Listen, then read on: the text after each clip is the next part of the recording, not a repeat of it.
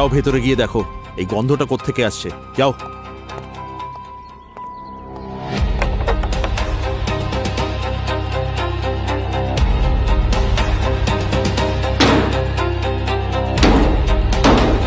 Hello,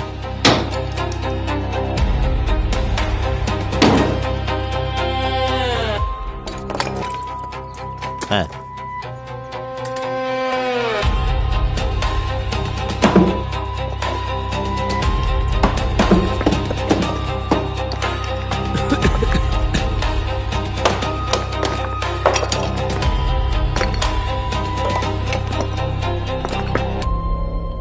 এটা কি?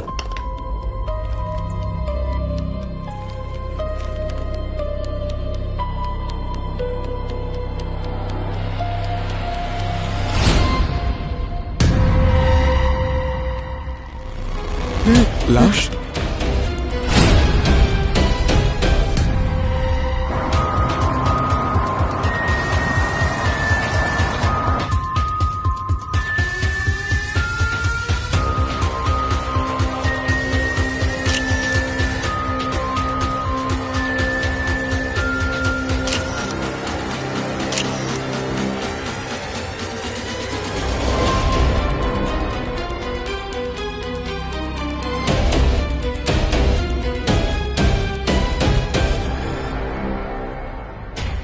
মনে হচ্ছে অনেকদিন ধরেই ঘরটা বন্ধ ছিল।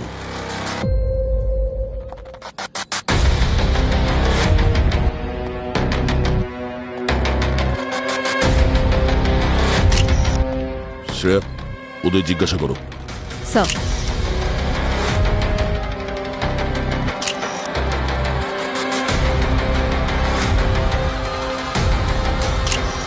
স্যার, যেভাবে বডিটা ডিকম্পোজড হয়েছে মনে হচ্ছে প্রায় 5-6 মাস হয়ে গেছে এটা পুঁতেছে। পঙ্কজ, তুমি ফরেন্সিক জন করছো নাকি? কেন স্যার? না না, তুমি অলমোস্ট ঠিক।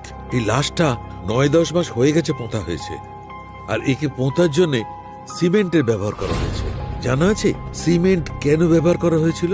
কারণ সিমেন্ট ডিকম্পোজিশনকে ডিলে করে। আর পেলভিক বোনের সাইজ দেখে মনে হচ্ছে কোনো মহিলার লাশ এটা। এই বাড়িটা কতদিন ধরে বন্ধ আছে? সুজাতার মৃত্যুর পর থেকে, এই মোটামুটি 9-10 মাস আগে সুজাতার কার অ্যাক্সিডেন্টে মৃত্যু হয়েছিল। তারপর থেকে সুরেশও বাড়ি ছেড়ে চলে যায়। এই বাড়িতে কি অন্য কোনো মহিলা থাকতেন? আই মিন, সুজাতা বা সুরেশের কোনো বোন বা মা, কোনো বন্ধু বা অন্য কোনো মহিলাকে গত 9 মাসে আসা যাওয়া করতে দেখেছেন? না ম্যাম, সুরেশ আর সুজাতা এই দুজনই থাকতো বাড়িতে। সুজাতার মৃত্যু যদি কার অ্যাক্সিডেন্টে 9 মাস আগে হয়ে গিয়ে থাকে, তাহলে এই লাশটা কার? সেটাই তো আমরাও ভাবছি, লাশটা কার আর এখানে কি করে এলো। এর ছুরির ডাইরেকশনটা দেখো পঙ্কজ।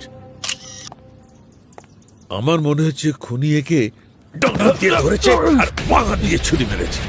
স্যার, স্যার কি করছেন কি আপনি? আরে করে দেখাচ্ছি তো কেমন করে মেরেছিল। এইভাবে।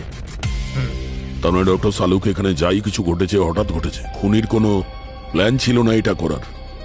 এখানে দুজনের মধ্যে তর্কাতর্কি হয়েছে, মারামারি হয়েছে, আর একজন অন্যজনকে রেগে গিয়ে মেরে দিয়েছে। হতে পারে। অবনী, জানলা বন্ধ করো। Yes sir. আপনারা প্লিজ সরে যান, আমাদেরকে কাজ করতে দিন প্লিজ। এই বাড়িতে সুরেশ চলে যাওয়ার পর আর কেউ আসেনি? হ্যাঁ ম্যাম, কেউই আসেনি, এমনকি পরিষ্কার করার জন্যও কেউ আসেনি। ওই দেওয়ালে যে ফটোটা আছে ওটা সুজাতার নাকি? হ্যাঁ ম্যাডাম। রান্নাঘর হলো মৃত্যু ঘর। নিউ মুম্বাইয়ের সেক্টর 5 থেকে আসছে এই এক্সক্লুসিভ খবর। গোপন সূত্রে জানা গেছে যে এই ফ্ল্যাটটা সুরেশ এবং সুজাতা নামের এক দম্পতির নামে রেজিস্টার্ড, কিন্তু এই ফ্ল্যাটটা বেশ কিছু সময় ধরে ফাঁকা ছিল।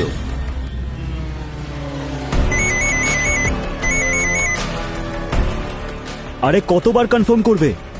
বললাম না হাইড্রোজেন প্যারক্সাইড 70%। হ্যাঁ, ফ্যাক্টরিতে। দেখুন, আমি জানি এটা বিপজ্জনক। আপনি যদি সাপ্লাই না করতে পারেন আমি অন্য কোনো সাপ্লাই খুঁজে নেব।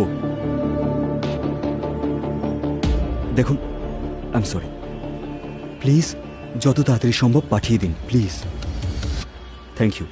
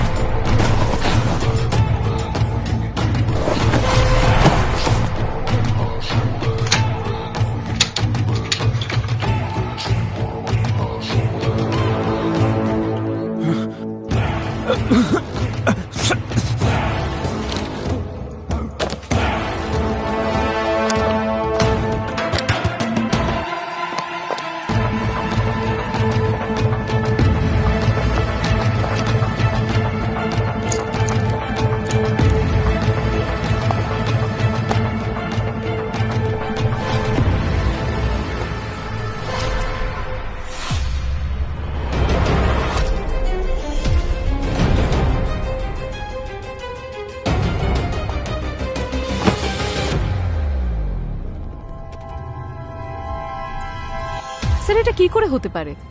9 মাসের বন্ধ থাকা একটা বাড়িতে কেউ ঢুকলো, খুন করলো, আর কোনো আওয়াজ না করে উধাও হয়ে গেল, আর আশেপাশের লোকজন কিছু দেখতে পেল না, শুনতে পেল না। শ্রেয়া, এটাও তো হতে পারে যে খুনটা বাইরে কোথাও হয়েছে, আর খুনি জানতো যে এই বাড়িটা ফাঁকা আছে, তাই বডিটা এখানে এসে পুঁতে দিয়েছে।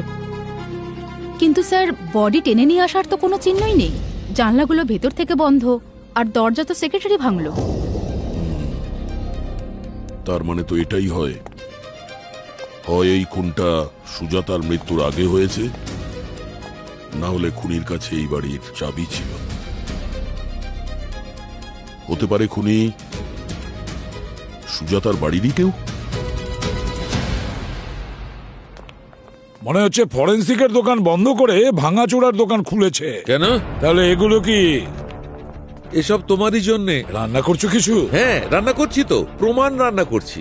এই যে দেখো, এই যে পাউডারটা, এর মধ্যে আমি একটু আটার গুঁড়ো পেয়েছি, একটু কোকো পাউডারের গুঁড়ো পেয়েছি, কিছুটা বাটারের ট্রেসেস পাওয়া গেছে, আর এই সিমেন্ট। ডক্টর সালুকে সিমেন্ট তো ঠিক আছে, কিন্তু বাকি জিনিসগুলো লাশের কোথায় কোথায় পাওয়া গেছে? আমি বলছি, এসো। এই দেখো বস, এইটা নখের নিচে এই যে গ্যাপটা আছে, এখানে পাওয়া গেছে। আসলে খুনি একে পোঁতার সময় সিমেন্ট ব্যবহার করেছে, আর সিমেন্ট বাকি জিনিসগুলোকে বাঁচিয়ে রেখেছে। এই মারা যাওয়ার আগে কেক বানাচ্ছিল, তাই তো মনে হচ্ছে বস। আর হ্যাঁ, এই যে নখ আর এই যে স্কিনের গ্যাপ, এখানে এখানে আমি মাংসের ছোট ছোট টুকরো পেয়েছি। মানুষের? হ্যাঁ, ওটা তো মানুষেরই, তবে কার সেটা চেক করার পর জানা যাবে। আর হ্যাঁ, আরো একটা ইন্টারেস্টিং ব্যাপার জানতে পেরেছি। কি? এসো বলছি। ওকে না, তুমি কি আমাদের বরপক্ষ ভেবেছো নাকি? আরে ভাই, সবাইকে ডাকছো এদিকে এসো, এদিকে এসো। তবে বুঝিয়ে বলবো না? তাহলে বলো না তাড়াতাড়ি। এই দেখো, এটা মার্ডার ওপেন।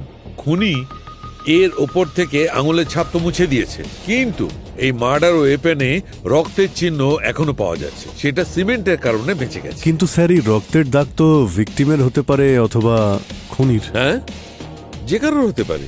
চেক করব, তখন বলবো কার।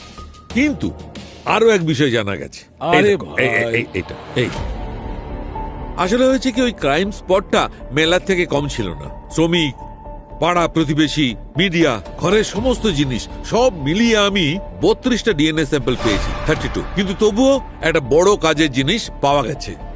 এই যে কাপড়, এই যে চিরুনি, এতে লেগে থাকা চুলগুলো, এই সব ডিএনএ সেম। আর এই 32 নম্বর ডিএনএটা ভিকটিমের দাঁতের ভেতর থেকে বার করে চেক করেছি। জানো কি জানতে পেরেছি? কি স্যার? এই সমস্ত ডিএনএ ভিকটিমের ডিএনএর সঙ্গে ম্যাচ করে যাচ্ছে। মাই গড! কিন্তু এটা তো তখনই সম্ভব যখন ভিকটিম সেই বাড়িতে থাকছে, আর তাও অনেক দিন ধরে। আর ওই বাড়িতে অনেক দিন ধরে থাকা মহিলা তো একজনই, সুজাতা। মানে এই লাশ সুজাতার। কিন্তু স্যার, সুজাতার তো কার অ্যাক্সিডেন্টে প্রায় 9 মাস আগেই মৃত্যু হয়েছে। কিচেনে যে লাশটা আমরা পেয়েছি সেটা সুজাতার। তবে 9 মাস আগে ওই পুড়ে যাওয়া যে লাশটা ট্যাক্সিতে পাওয়া গিয়েছিল, সেটা তাহলে কার ছিল? সেটা আমাদের খুঁজে বের করতে হবে। একটা কাজ করো স্যার, ট্যাক্সি অ্যাসোসিয়েশনে গিয়ে ওই ট্যাক্সির পুরো ডিটেলস বের করো, যেটা 9 মাস আগে পুড়ে ছাই হয়ে গিয়েছিল এবং যার মধ্যে একটা লাশও পাওয়া গিয়েছিল, যেটা সেদিন পুড়ে গিয়েছিল। ওখান থেকেই সুজাতার মৃত্যুর রহস্য খুঁজে পাওয়া যাবে।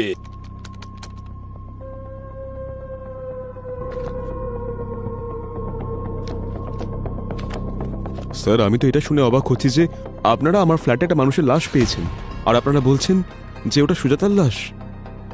হতে পারে না স্যার, কারণ 9 মাস আগে আমি সুজাতার মুখাগ্নি করেছি স্যার। আচ্ছা, একটা কথা বলুন, 9 মাস আগে যে অ্যাক্সিডেন্টটা হয়েছিল, এক্স্যাক্টলি কি হয়েছিল সেই দিন? 24 ফেব্রুয়ারি মাস ছিল স্যার।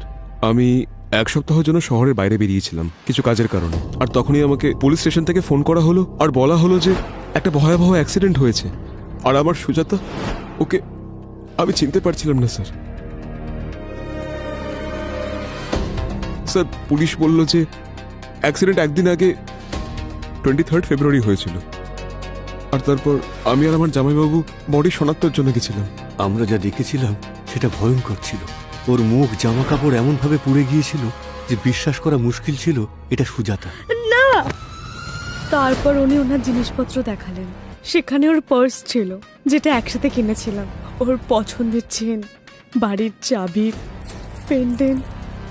কিন্তু সবকিছু ভেঙে চুড়ে একেবারে পুড়ে গেছিল স্যার।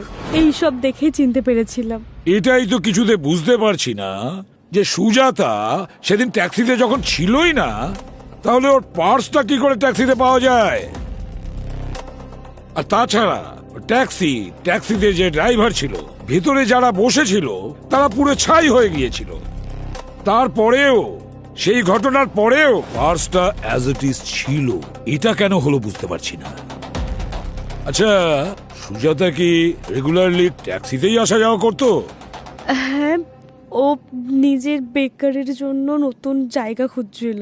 ইনফ্যাক্ট ডেলিভারি করার জন্য নিজেই চলে যেত কখনো কখনো, কিন্তু মোস্টলি ট্যাক্সি করে। আরে আরে, কি হলো কি হলো? আপনি ঠিক আছেন তো? জল দাও না। জল খান। প্লিজ জলটা খেয়ে নিন। এবার আপনি ঠিক আছেন? স্যার, যবে থেকে সুজাতা মারা গেছে বাবা নিজেকে সামলাতে পারছেন না। আর এখন তো এই খবর শুনে এমন মনে হচ্ছে যে ও যেন আবার মারা গেছে। আচ্ছা সুরেশ বাবু, ওই ঘটনার পর আপনি তো বাড়ি ছেড়ে দিলেন, তাহলে ওই বাড়ির চাবিটা আর কার কার কাছে ছিল? কারোর কাছে ছিল না। অ্যাক্সিডেন্টে 2 দিন আগে সুজাতা ওই লকটা চেঞ্জ করে দিয়েছিল। আর তারপর আমিও বাইরে ছিলাম, তাই নতুন চাবি আমার কাছেও ছিল না। আর তারপর কোনো প্রয়োজনই পড়েনি।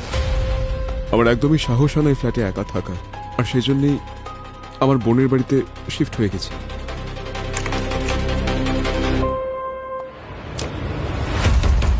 স্যার, এই যে স্যার,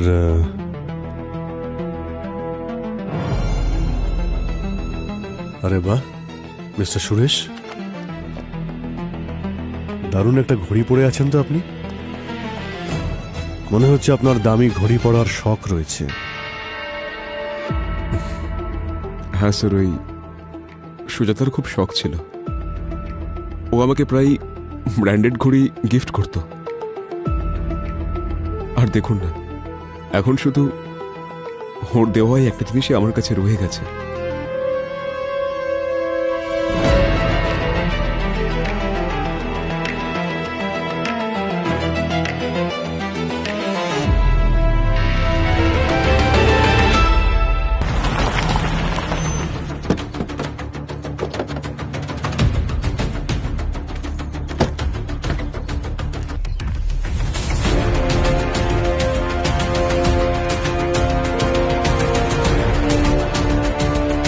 আমার মনে হয় এই ব্যাপারটা সকলেই জেনে গেছে। নমস্কার। নমস্কার স্যার। স্যার, আমি ভাস্কর, ট্যাক্সি ইউনিয়নের লিডার। স্যার, ফোনে আপনি যা যা বলেছিলেন সব করে দিয়েছি। স্যার, ওই ড্রাইভারের নাম লালবাবু, এই ওনার ছবি। স্যার, বললে আপনাকে পাঠিয়ে দেবো। মুখ দেখে তো চিনতেই পারছিলাম না। ওই যে বিল্লা নাম্বার আর রেজিস্ট্রেশন নাম্বার দেখে তারপরে চিনতে পারলাম। বেচারা 2 মাস আগে নিজের বউ বাচ্চাকে গ্রাম থেকে নিয়ে এসেছিল, দুজনেই গ্রামে ফিরে গেছে। আচ্ছা, ওই ট্যাক্সিটা যার নামে রেজিস্টার ছিল তাকে ডেকেছেন আপনি? হ্যাঁ নিশ্চয়ই স্যার, এই তো সুভাষ। ও ট্যাক্সিটা তো ওরই। এই ভদ্রমহিলাকে দেখেছেন? জানি না স্যার, ঠিক মনে পড়ছে না। আচ্ছা, ওই ট্যাক্সির মধ্যে একটা পার্স পাওয়া গিয়েছিল যেটা ওই অ্যাক্সিডেন্টে মারা যাওয়া মহিলার নয়। আচ্ছা, লালবাবু কি কখনো বলেছিলেন ওই পার্সের ব্যাপারে কিংবা মহিলার ব্যাপারে? হ্যাঁ হ্যাঁ স্যার, উনি বলছিলেন যে ট্যাক্সিতে বসে একজন ভদ্র মহিলা বকবক করছে। একদিন আগে ওই ট্যাক্সিতে উনি পার্সও ফেলে গেছিলেন স্যার। আর বেশি ভাড়া পাওয়ার আশায় লালবাবু ওনাকে নিজের নম্বরটাও দিয়েছিলেন। আর তারপর ওই মহিলা অনবরত ওকে ফোন করতে থাকে যে পার্সটা নিয়ে এসো, পার্সটা নিয়ে এসো। এবার আপনি বলুন স্যার, কাজবাজ ছেড়ে দিয়ে কি করে যেত? ওর গাড়িতে একজন ভাড়াও ছিল। ও বলছিল সময় পেলে ও যাবে, দিয়ে আসবে, কিন্তু উনি শুনতে রাজি ছিলেন না। ঠিক আছে, থ্যাংক ইউ। স্যার, স্যার, হয়তো এই কারণেই সুজাতার পার্স ওই ট্যাক্সিতে পাওয়া গেছিল। কিন্তু একটা ব্যাপার, যে যেদিন অ্যাক্সিডেন্ট হয়েছিল বারবার লালবাবুকে ফোন করেছিল। তার মানে এটাই হলো যে 23 তারিখ পর্যন্ত সুজাতা বেঁচে ছিল। কিন্তু কিন্তু এখন প্রশ্ন হচ্ছে যে ওই মেয়েটা কে ছিল যে অ্যাক্সিডেন্টে মারা গেছিল।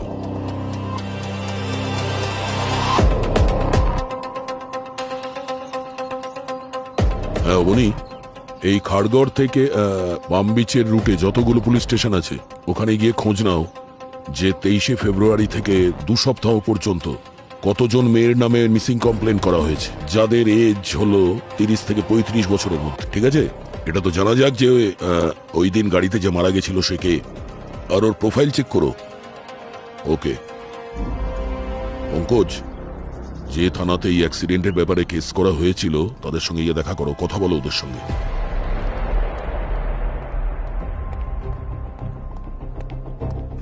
স্যার।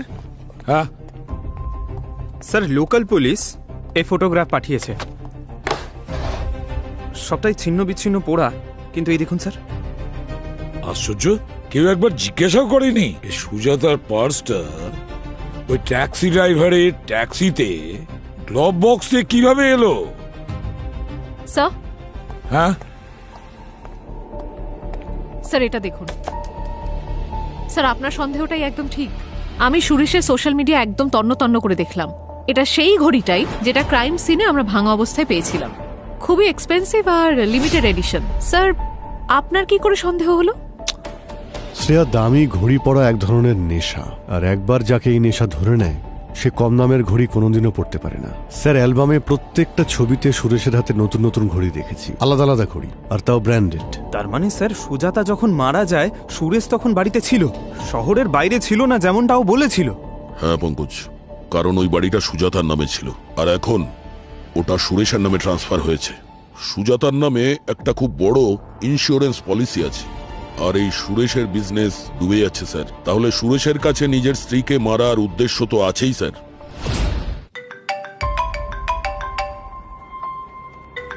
হ্যাঁ শালুকে বলো, তাড়াতাড়ি পাঠাও।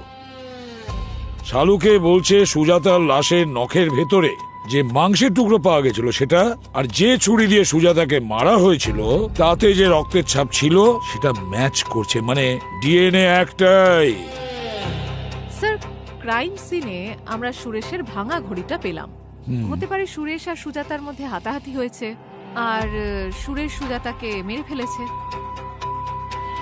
স্যার, সালুঙ্কে স্যার যে ডিএনএটা পেল, যদি ওটা সুরেশের ডিএনএর সাথে ম্যাচ করে তাহলে কেস ক্লোজড। তবে সুরেশ যার শেষকৃত্য করেছে সেটা কার করেছে? স্যার, আমার বিশ্বাস হচ্ছে না যে আপনারা আমার উপর সন্দেহ করছেন। আমার সুজাতাকে আমি কিভাবে? আর স্যার, এই ঘড়ি আমি জানি না আমার এই ভাঙা ঘড়িটা আপনারা আমার ঘরে কোত্থেকে পেলেন। এটা কত বছরই হারিয়ে গেছিল। হারিয়ে গিয়েছিল? আচ্ছা, প্রায় এরকম দামি ঘড়ি হারিয়ে গেলে লোকে থানায় অভিযোগ করে। আপনি করিয়েছিলেন? স্যার, পুলিশের রিপোর্ট লিখিয়েছিলাম আমি, কিন্তু কোনো লাভ হয়নি। স্যার, আপনারা চাইলে আমি কপি দিতে পারি। সুরেশ, সোজা কথায় আসি, হয় তুই আমাদের কাছে কিছু লুকোচ্ছিস, না হলে কেউ তোকে তোর স্ত্রীকে খুন করার দায়ে ফাঁসানোর চেষ্টা করছে। এখন মনে করার চেষ্টা কর, ভালো করে ভাব, আর ভালো করে ভেবে বল কে হতে পারে সে যার সুজাতার মৃত্যুতে কিংবা তোর জেল হলে লাভ হতে পারে। স্যার, আমরা খুব সাধারণ মানুষ। আমার ছোট একটা ব্যবসা আছে, আর ওর একটা বেকারি ছিল। হ্যাঁ, ওর বেকারি সার্কেলে 2-3 জন বন্ধু ছিল যারা ওর ক্ষতি করার চেষ্টা করেছিল। বিশেষ করে একটা নাম ছিল সেখানে, বিহান, আহান নাকি অয়ন, স্যার এমনই কোনো নাম ছিল। কিন্তু এটা তো স্যার ব্যবসায় চলতে থাকে, তার জন্য কি কেউ কারোর খুন করতে পারে নাকি স্যার? শেষবার তোমার সঙ্গে সুজাতার কবে কথা হয়? স্যার, অ্যাক্সিডেন্টের 3 দিন আগে, আর ওই সময় আমাদের মধ্যে ঝগড়া হয়েছিল। কি ব্যাপার নিয়ে? অ্যাকচুয়ালি ওর বেকারির ব্যবসাটাও এক্সপ্যান্ড করতে চাইছিল, তাই আমরা খাড়গড় সেক্টর 3 নিউ মুম্বাইতে একটা ম্যানুফ্যাকচারিং ইউনিট দেখেছিলাম। আমরা লকও করে দিয়েছিলাম সেটাকে। তারপর সাডেনলি ও বললো যে ও ক্যান্সেল করতে চাইছে। আমি যখন ওকে জিজ্ঞেস করলাম তো ও বলতে শুরু করলো যে এই জায়গাটা খুবই অশুভ আর এখানে হওয়া প্রত্যেকটা ব্যবসা বন্ধ হয়ে গেছে। তারপর আমি ওকে এটুকু বোঝালাম যে ও খুব কুসংস্কারে বিশ্বাসী হয়ে যাচ্ছে, আর ও তারপর থেকে আমার সঙ্গে ঝগড়া করতে শুরু করলো আর আমাদের মধ্যে আর্গুমেন্ট বেড়েই গেল। মিস্টার সুরেশ, আমরা আপনার ডিএনএ টেস্ট করতে চাই। আপনি কি তৈরি?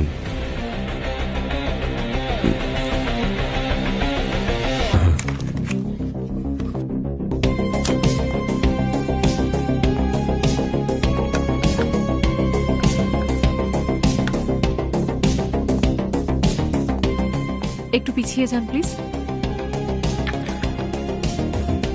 মুখ খুলুন।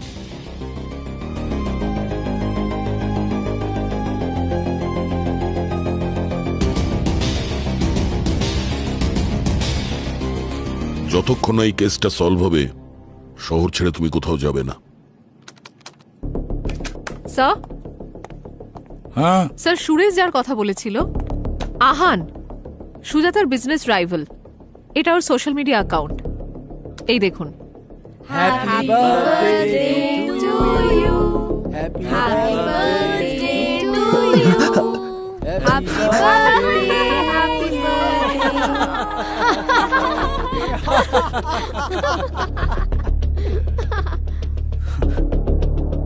Happy birthday loser. আমি ভালো করে জানি এটা তোরই কাজকর্ম। আমি তোকে শেষ করে ফেলবো। তুই দেখ, আই সোয়ার, তুই দেখ আমি তোর কি অবস্থা করি। এতে এটা কোথায় প্রমাণ হয় যে এই কেকটা সুজাতাই পাঠিয়েছিল? স্যার, ডিরেক্টলি তো নয়, কিন্তু বেকিং ইন্ডাস্ট্রিতে এই দুজনের রাইভালরি নিয়ে খুব চর্চা হয়েছে। আমি কয়েকজনের সাথে কথা বললাম, তো আহান নিজের পেজে সুজাতার ব্র্যান্ড নিয়ে যা নয় তাই বলেছে। অন্যদিকে সুজাতা আবার আহানের সব থেকে বড় ক্লায়েন্টের বিজনেস ডিলটা কেড়ে নেয়। ওই দেখো। আর আহানের অ্যাঙ্গার ইস্যু রয়েছে। একবার ওর অ্যাসিস্ট্যান্ট ক্রিমটা বড্ড মিষ্টি করে দিয়েছিল, তো রেগে গিয়ে আহান তার নাক ফাটিয়ে দেয়। স্যার, আরও একটা ব্যাপার, আহানের বার্থ ডেট ফেব্রুয়ারি 22। তার মানে সেই দিন যেদিন সুজাতা নিজের পার্স ভুলে গেছিল ট্যাক্সিতে, অ্যাক্সিডেন্টের একদিন আগে। একজন লোক যে নিজের রাগকে কন্ট্রোল করতে পারে না, সে তো প্রতিশোধ নেওয়ার জন্য যা খুশি তাই করতে পারে।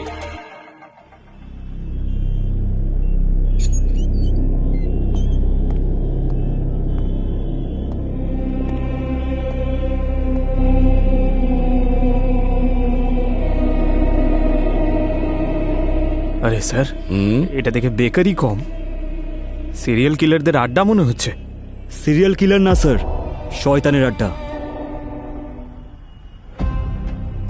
আমাদের Halloween special cake sir, customise. বলুন আপনারা কি নেবেন? আমাদের কেক নয়, স্টেটমেন্ট চাই। আমরা সিআইডি থেকে এসেছি। তার মানে এটা নয় যে আমরা কেক খাই না, বুঝেছো?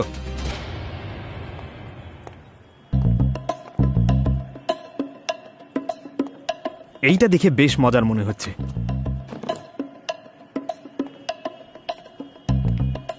এই নাও, আগে তুমি একটু খাও। এই নাও, খাও খাও খাও খাও। এইটা আমি খাবো। সরি স্যার, আমি একটু ডায়েট করছি। এ নাও, তুমি খাও। নাও, কোনো টেনশন নেই, খেয়ে নাও। দাও, আমি দেখছি। তুমি স্যারের সঙ্গে কথা বলো। বলুন স্যার, আমি আপনাদের কিভাবে সাহায্য করতে পারি? আহান, 22শে ফেব্রুয়ারি তোমার জন্মদিনের দিন ওই কেকের ঘটনাটা যেটা ওই সুজাতা করেছিল, তোমার খুব রাগ হয়েছিল না? ভালো করে জানি স্যার, কাজটা ওই করেছে। হ্যাঁ, মেনে নিলাম, কিন্তু তুমি কি করেছিলে? না, ভিডিওতে তো অনেক বড় বড় কথা বলছিলে, দিব্যি খাচ্ছিলে, বদলা নেবে বলেছিলে। স্যার, ওই সময় আমি রাগের মাথায় বলে ফেলেছিলাম স্যার, কোনো খারাপ উদ্দেশ্য ছিল না। কি উদ্দেশ্য ছিল? না না, তুমি তো ঝামেলা করেইছিলে সুজাতার সাথে, তাই না? ওর বাড়িতেও গিয়েছিলে।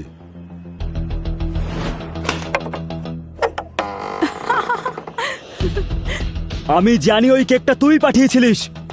তুই এতটা নিচে নামতে পারিস আমি কখনো ভাবতেই পারিনি। বোর করিস না। শোন, নতুন একটা কেক ট্রাই করেছি, টেস্ট করবি? তোকে হ্যাঁ হ্যাঁ, আমাকেও মারবি যেভাবে তুই নিজের অ্যাসিস্ট্যান্টকে মেরেছিস? চল বস বস বস, আমি কিছু নিয়ে আসছি। কে রে, বস। স্যার আমি ওই অ্যাঙ্গার ম্যানেজমেন্ট থেরাপি নিচ্ছি স্যার। যদি আমি ওখানে এক মুহূর্ত থাকতাম না, তাহলে কিছু একটা করে ফেলতাম। সেই জন্য স্যার আমি একটা দীর্ঘ নিঃশ্বাস ফেলে ওখান থেকে বেরিয়ে যাই। আচ্ছা, হ্যাঁ স্যার। ঠিক আছে, তোমার উপর আমাদের নজর থাকবে।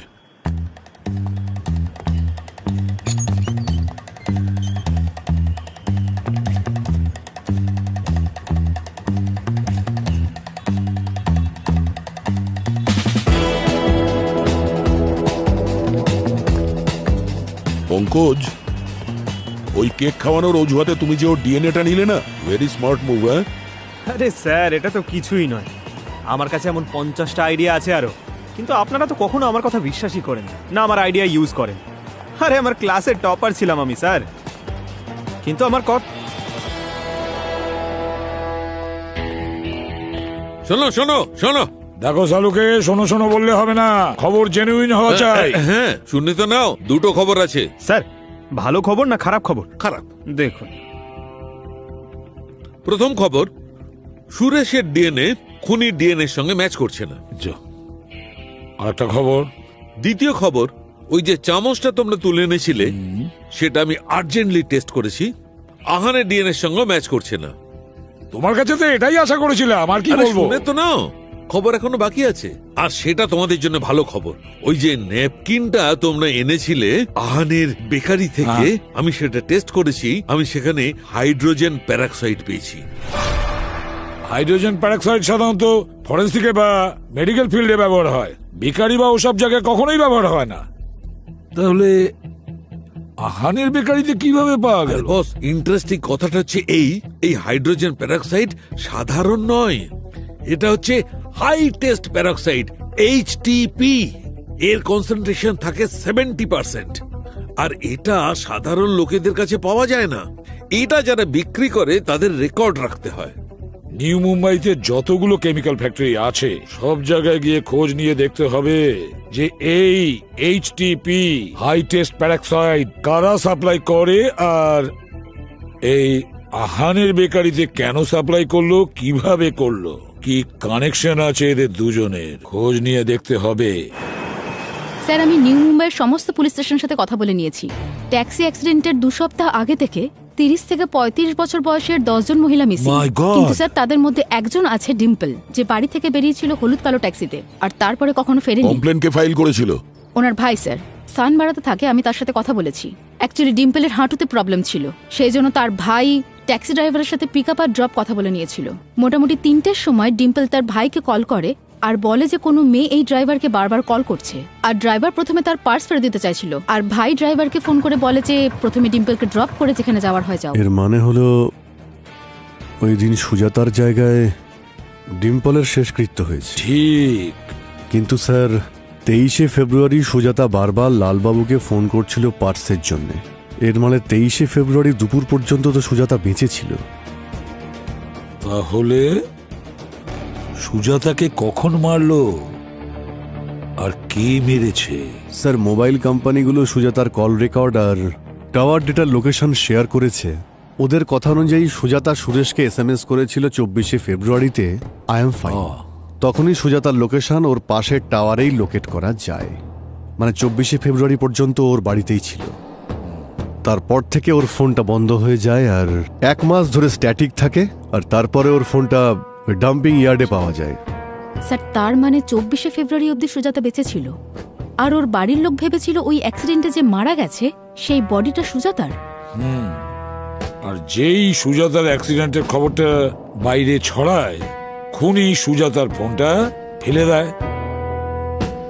এর তো এটাই মানে হলো স্যার যে খুনি সুজাতাকে আর ওর পরিবারকে খুব ভালোভাবে চিনতো আর ওদের উপর নজরও রাখছিল।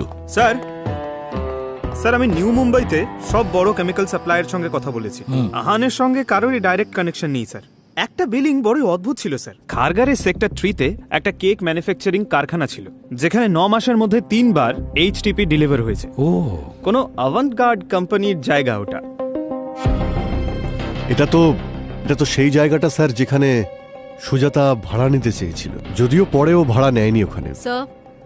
স্যার আমি নেটে চেক করলাম যে আবান গ্র্যান্ড কোম্পানি আহানের বেকারির প্যারেন্ট কোম্পানি। সব জায়গায় ঘুরে ফিরে আসলেও শেষে এই আহানের কাছেই থামতে হয়।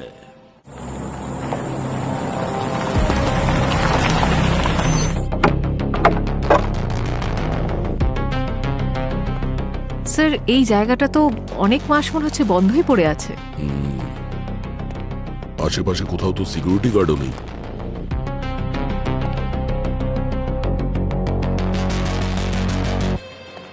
স্যার যদি এই জায়গাটা পরিষ্কার করার জন্য আহান এইচটিপি ইউজ করে থাকে তাহলে ভুল কি করেছে?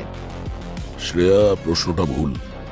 প্রশ্নটা এটা হওয়া উচিত যে এখানে যদি কেক তৈরি হতো, সেরকম তো কিছু দেখা যাচ্ছে না এখানে। তাহলে এখানে হচ্ছিলটা কি?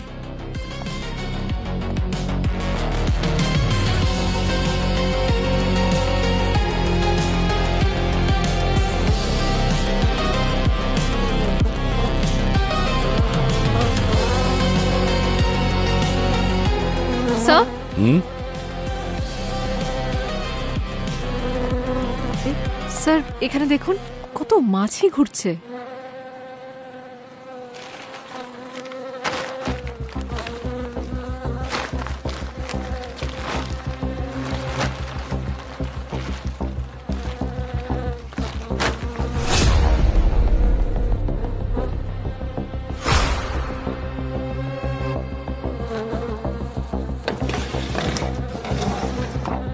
স্যার এই লোকটা? এটা তো লালবাবু, ওই ট্যাক্সি ড্রাইভার যার মৃত্যু 9 মাস আগে ওই ট্যাক্সিতে পুড়ে গিয়ে হয়েছিল। কিন্তু এখানে এই বডিটা দেখে মনে হচ্ছে যে 2-3 দিন আগে খুন করা হয়েছে। স্যার তার মানে ওই অ্যাক্সিডেন্টে সুজাতার সাথে লালবাবুকেও ভুল আইডেন্টিফাই করা হয়েছিল। কিন্তু এটা কি ব্যাপার? একটা অ্যাক্সিডেন্ট, 2টো মৃত্যু, আর দুজনেরই পরিচয়পত্র ভুল। ডিম্পলকে সুজাতা ভেবেছিল আর ড্রাইভারকে লালবাবু।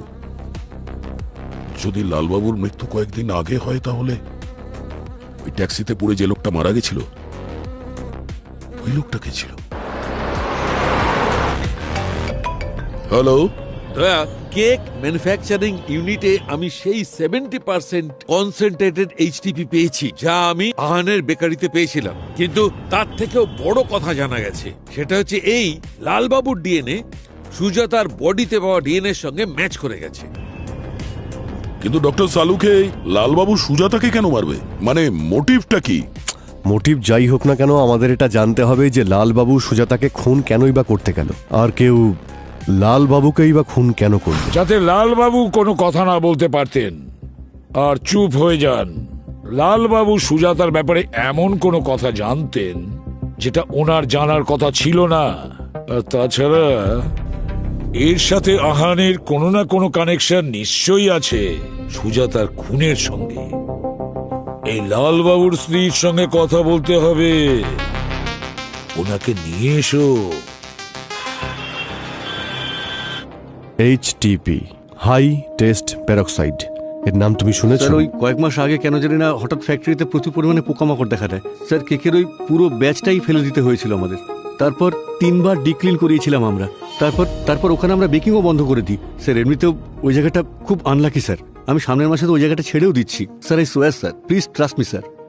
স্যার এই সুজাতা মার্ডারের ব্যাপারে আমি সত্যি কিচ্ছু জানি না। Please sir, believe me.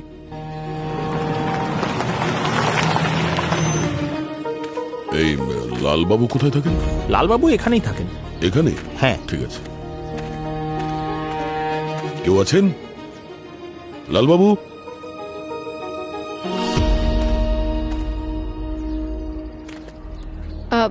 আপনারা? আমরা সিআইডি থেকে এসেছি। 23শে ফেব্রুয়ারি একটা অভিশপ্ত দিন ছিল। লালবাবু সন্ধ্যের সময় হঠাৎ করেই বাড়িতে এলো। ভয় পেয়ে আছে বলে মনে হচ্ছিল। তুমি হাত মুখ ধুয়ে না, আমি তোমাকে চা। আরে কি হয়েছে তোমার? এত ঘেমে যাচ্ছ কেন? তোমাকে দেখে এত চিন্তিত লাগছে কেন? কি হলো বলো। রত্না, আমি তখনও ঘরের ভেতরে ঢুকিনি, কিন্তু ভেতর থেকে আমি চিৎকারের শব্দ শুনতে পেলাম। আমি দেখলাম যে ওখানে একজন মহিলা পড়ে আছে। ওনাকে ওনাকে কেউ ছুরি। ম্যাডাম ম্যাডাম কি হলো? আমি যখনই ছুরিটা ধরতে গেলাম একজন লোক আমার ছবি তুলে নিল আর আমাকে বলল যে যদি আমি ওকে কোনো রকম হেল্প না করি তাহলে ও ছবিটা পুলিশকে দেখিয়ে দেবে, আমাকে ধরিয়ে দেবে। আমি আমি খুব ভয় পেয়ে গেছিলাম, খুব ভয় পেয়ে গেছিলাম আমি রত্না। আমি আর উনি একসাথে মিলে ওই মহিলার বডিটাকে ওই বাড়িতেই পুঁতে দিলাম। কি বলছো বুঝতে পারছি না। আচ্ছা আবার পুলিশ ফোন করেনি তো? না না,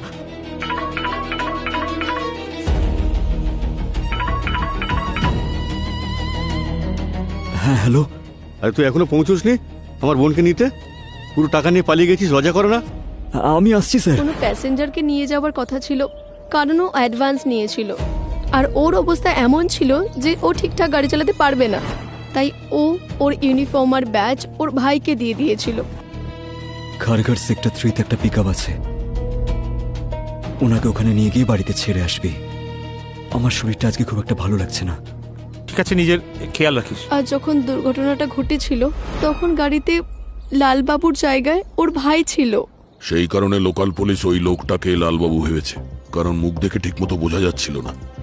আর ওই লাইসেন্স প্লেট আর ব্যাজ নাম্বার ওটা লালবাবুরই ছিল। আর এই ঘটনার পর লালবাবুর লুকোনোর প্রয়োজন ছিল, তাই আপনারা ওখান থেকে এখানে চলে এসেছেন। যে লোকটা খুন করেছিল সে কে ছিল, কেমন দেখতে ছিল, কিছু বলেছিল লাল? ও তো আমাকে বেশি কিছু বলেনি।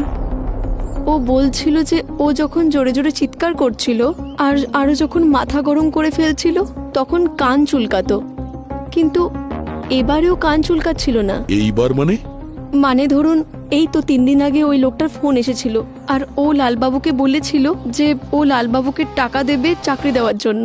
লাল তো কিছুতে যেতেই চাইছিল না, আর আমি জেদ করেছিলাম যে এগুলো ভুলে সামনের দিকে এগিয়ে যেতে, যেখানে বাচ্চাদের ভবিষ্যতে প্রশ্ন আছে।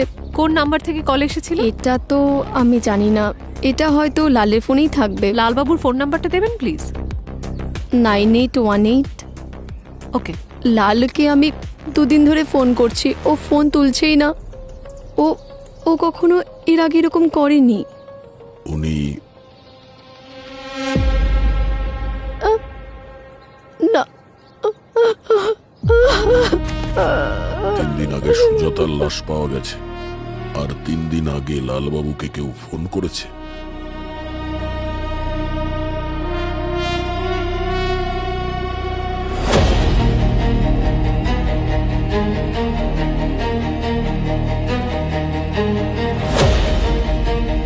থ্যাংক ইউ আপনাদের সবাইকে, আপনারা সবাই এখানে এসেছেন। আমি কখনো ঠিক করে আমার মেয়ে সুজাতাকে বিদায় জানাতে পারিনি, কিন্তু আজ আপনারা সুজাতার খুনি তাকে ধরে ফেলেছেন। আমার মেয়ে আমার চোখের মণি ছিল। আজও আমি ওর ছোটবেলার ছোট ছোট ঘটনা বলি।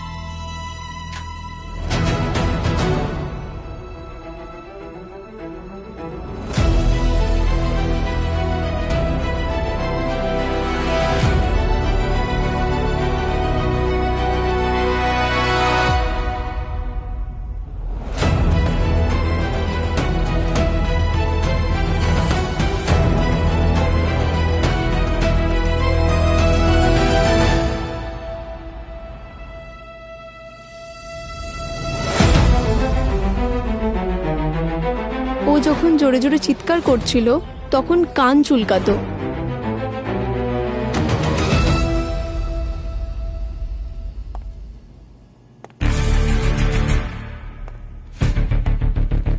জামাইবাবু,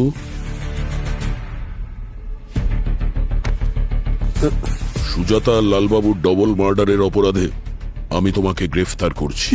কি বলছেন কি আপনি? ওটা তো আকাশ করেছে। 23শে ফেব্রুয়ারি তুমি সুজাতাকে খুন করেছো, আর লালবাবুর সাহায্য নিয়ে সুজাতার বডি ওনার ঘরেই পুঁতে দিয়েছিলে, আর তারপরে টাকা দিয়ে লালবাবুর মুখ বন্ধ করে দিয়েছিলে। বাহ বাহ বাহ বাহ, আপনি জামাইবাবু দারুণ। যখন গাড়িটার অ্যাক্সিডেন্ট হয়েছিল তখন সবাই ভেবেছিল যে মারা গেছিল লালবাবু আর সুজাতা, সেই কারণে তুমি নিশ্চিন্ত হয়ে গিয়েছিলে। কিন্তু 9 মাস বাদে যখন সুজাতার লাশ পাওয়া গেল তখন তুমি ঘাবড়ে গেছিলে। তুমি লালবাবুকে ফোন করেছিলে সুজাতার বাবার ল্যান্ডলাইন ফোন থেকে, আর আকাশের বন্ধ কারখানায় দেখা করতে বলেছিলে, আর ওখানেই তুমি ওকে মেরে পুঁতে দিয়েছিলে যাতে সন্দেহর তীর চতুর্দিকে ঘুরতে থাকে আর তোমার কাছে না পৌঁছয়। কিন্তু লালবাবুর স্ত্রী খুনের ব্যাপারে আমাদের একটা বিশেষ কথা বলেছিলেন। তারপর আমরা সুজাতার বাবার সাহায্য নিই আর পুরো নাটকটা সাজাই যাতে তুমি টেনশনে আসো আর তোমার ট্রেডমার্ক কান চুলকোতে থাকো। আরে এখনো তুমি চুলকোচ্ছো কেন? কেন করলি তুই এরকম? বল। তোর জন্য সুরেশ নতুন গাড়ি কিনলো, সুরেশের প্রমোশন হয়ে গেল, সুরেশ নিজের স্ত্রীকে নিয়ে ফরেনে ঘুরে বেড়াচ্ছে। সুরেশ সুরেশ সুরেশ, আমার নিজের স্ত্রী সবসময় সুরেশের কথা বলতো, আমার কথা নয়। তারপর আমি ঠিক করলাম যে সুরেশের কাছে যা যা আছে সেই সব আমি ধীরে ধীরে ছিনিয়ে নেব। তারপর আমি তো জিনিসপত্র চুরি করতে লাগলাম, কাফলিং, ঘড়ি। ভেবেছিলাম একদিন তোর বউও চুরি করব। সেদিন আমি একটু বেশি ড্রিঙ্ক করে ফেলেছিলাম। আমি জানতাম যে সুজাতা বাড়িতে একাই রয়েছে, তাই আমি চলে যাই। আর ও দেখে ফেলে যে আমি তোর ঘড়ি পরে আছি, আমাকে চোর বলে ডাকলো, খুব খারাপ কথা বললো। আমার এত রাগ হলো যে আমি ছুরিটা তুলে নিয়ে কখন যোগে খুন করে ফেললাম আমি নিজেই বুঝতে পারলাম না। ম্যাডাম,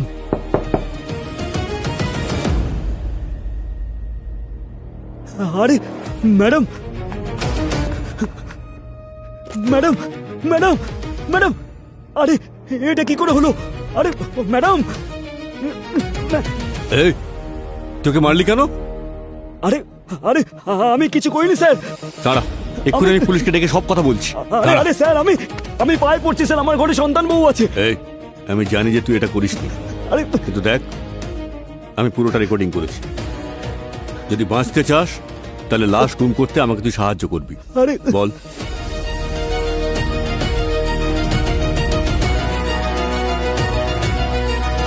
এটা তোর জন্য, আর এটা সুজাতার ব্যাগ, এটাকেও গুম করে দে। আর শোন, একদম চালাকি করবি না, ভিডিওটা আমার কাছেই আছে, মনে থাকে যা। হ্যাঁ স্যার। এবার যা।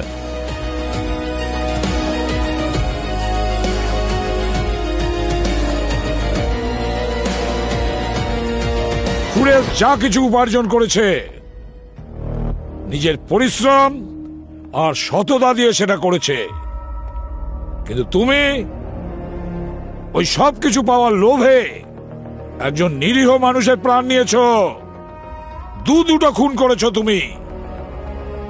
আইন তোমাকে কোনোদিন ক্ষমা করবে না, তোমার ফাঁসি তো অনিবার্য।